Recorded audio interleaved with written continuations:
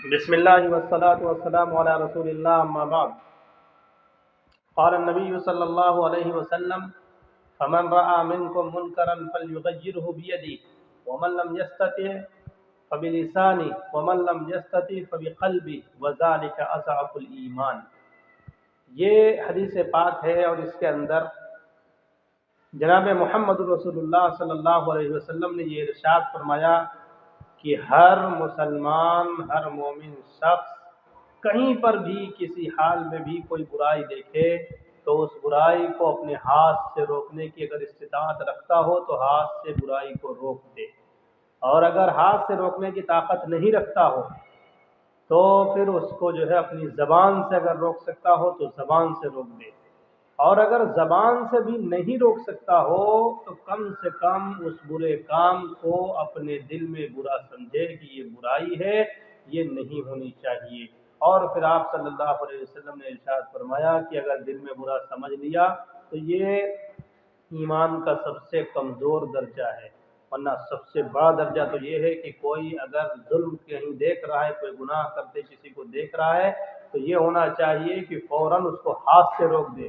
اگر کہیں پر نازیبا حرکت کوئی کر رہا ہے تو اگر تماشا مار سکتا ہو تو تماشا مار کے روک دے، کیونکہ گناہ زمین پر مسلمان برداشت نہیں کر سکتا ہے، نافرمانی اور ظلم مسلمان برداشت نہیں کر سکتا ہے۔ تو ایمان کا سب سے اول نمبر کا جو درجہ ہے وہ یہ ہے کہ زبان ہاتھ سے روک دے، اور اگر ہاتھ سے روکنے کی طاقت نہ رکھتا ہو، خود کمزور ہو، تو اس کو زبان سے کہہ دے کہ بھائی یہ آپ غلط کر رہے ہیں، اور اگر اس کی بھی طاقت نہ رکھتا ہو تو پھر اپنے دل میں اس کو برا سمجھے۔ یہ بہت کمزور درجے کا ایمان ہے۔ ہم اور آپ ذرا اس حدیث کے ضمن میں اپنے آپ کا جائزہ لیں اور سوچیں کہ ہم لوگ کتنی برائیاں دیکھتے ہیں اور وہاں سے گزر جاتے ہیں، ہم لوگ کتنی غلطیاں اور کمیاں دیکھتے ہیں، ایک دوسرے پر لوگ ظلم کر رہے ہوتے ہیں، ہم دیکھتے ہیں اور نکل جاتے ہیں،